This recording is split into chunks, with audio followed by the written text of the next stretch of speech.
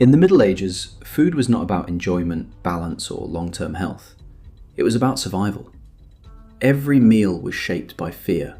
Fear of famine, fear of winter, fear that tomorrow there might be nothing at all. For most medieval people, eating was a daily calculation of endurance rather than nourishment. Calories mattered more than vitamins. Fullness mattered more than flavour. And anything that kept the body moving for one more day was considered good enough. The medieval world was built on agriculture, but it was a fragile system. One bad harvest, one long rain, one unexpected frost could collapse an entire region's food supply. There were no global imports to save starving villages, no refrigerated storage, no government safety nets. When crops failed, people did not switch diets. They simply ate less, then eventually nothing. Hunger was not an emergency, it was a familiar condition. Bread was the foundation of life. For peasants, bread made up the majority of daily calories, sometimes as much as 70 to 80% of what they ate. But this was not soft white bread. It was dark, coarse, dense, and often made from barley, rye, oats, or mixed grains. Wheat bread was a luxury reserved for the wealthy. Poorer bread frequently contained ground peas, beans, chestnuts, or even tree bark during hard times. Stones from grinding mills often ended up mixed into the flour, slowly wearing down teeth until many adults had broken or missing molars by middle age. Bread was so important that when it failed, society panicked. A shortage of grain meant riots, crime, and mass death. Medieval records repeatedly show bread prices carefully controlled by law, because authorities knew that hunger led to rebellion. Bread was not just food, it was stability. Alongside bread came pottage, the medieval survival stew. Pottage was not a specific recipe, but a method. Whatever could be found, grains, vegetables, herbs, scraps of meat, was boiled together into a thick mixture. It could be eaten hot or cold, stretched over several days, and endlessly modified. For peasants, pottage was eaten morning and night, sometimes with nothing else. Nutritionally, it varied wildly. In good seasons, it contained beans, onions, leeks, cabbage, or peas. In bad seasons, it was little more than water thickened with grain. Meat, contrary to popular imagination, was rare for most medieval people. Peasants did not regularly eat beef, pork, or lamb. Livestock were far more valuable alive than dead. A cow provided milk, manure, and labour. A sheep provided wool. Killing an animal meant losing long-term survival tools. Meat was usually eaten only on special occasions, or when an animal was injured, old, or dying. When meat was consumed, it was often preserved. Fresh meat spoiled quickly without refrigeration, so salting, smoking, and drying were essential. Salted meat was extremely hard, salty, and difficult to digest. It filled the stomach but strained the body. Fish played a larger role, especially because the church enforced many meatless days. Dried cod, herring, and eel were common, though they were often poorly preserved and sometimes rancid. Ironically, the wealthy ate more meat, and suffered for it. Nobles consumed diets heavy in red meat, rich sauces, white bread, and sugar. This led to gout, obesity, kidney problems, and digestive issues.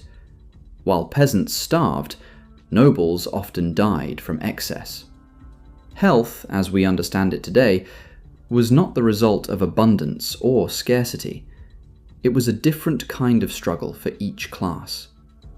Vegetables were essential but undervalued. Cabbage, onions, garlic, turnips, leeks, and beans formed the backbone of peasant nutrition.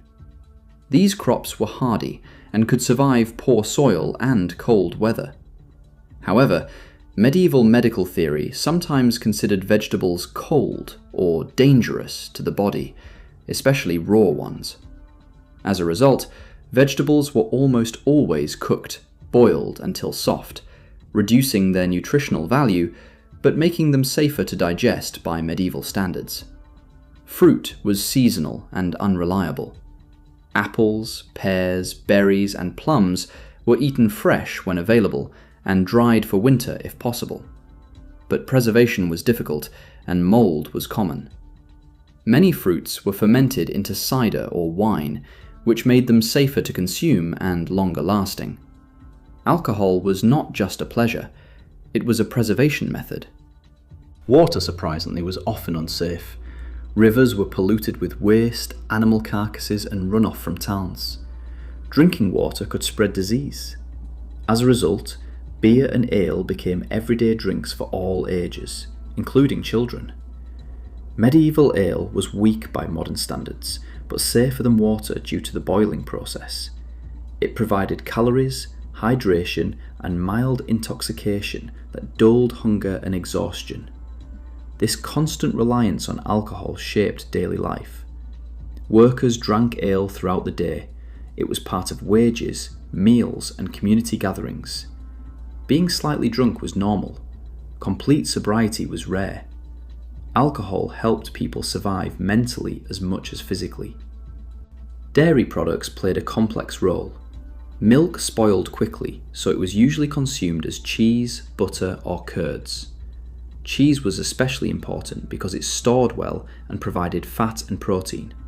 However, many adults were likely lactose intolerant, though this was not understood. Digestive discomfort was simply another part of life. Fat was highly prized. Butter, lard, and dripping were essential for energy, warmth, and cooking. A diet without fat was dangerous in cold climates. Hunger was not just about empty stomachs, it was about freezing bodies. Fat helped people endure long winters, especially when food was scarce. Seasonality controlled everything. In summer and autumn, food was more abundant. People ate more, worked harder, and tried to store what they could. In winter and early spring, diets collapsed. This period, known as the Hungry Gap, killed thousands every year. By late winter, stored grain was low, vegetables were gone, and bodies were weakened. Disease thrived in these conditions. Malnutrition was widespread but poorly understood. People did not know about vitamins or balanced diets. Conditions like scurvy, anemia, and weakened immune systems were common. Children suffered the most. Many did not survive to adulthood, and those who did often carried lifelong physical damage from early hunger. Yet medieval people adapted. They used every edible resource available. Nuts, roots, wild greens, mushrooms, and herbs were gathered. Some of these were nutritious, others were dangerous. Poisoning was a constant risk, but desperation overruled caution. Survival demanded experimentation. Religion also shaped eating. The church enforced fasting days that limited meat and dairy. While these rules were meant for spiritual discipline, they sometimes forced people into healthier patterns. More fish, more vegetables, but also sometimes worsened hunger for the poor, who already lacked protein.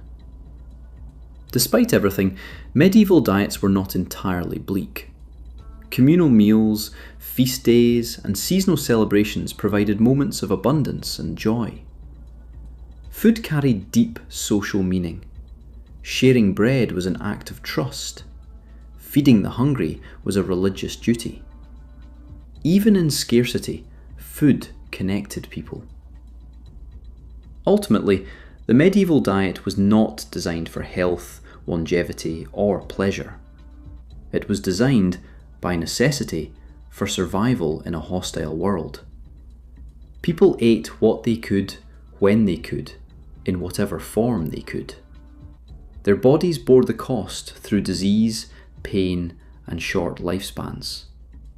But their endurance allowed societies to persist through centuries of hardship.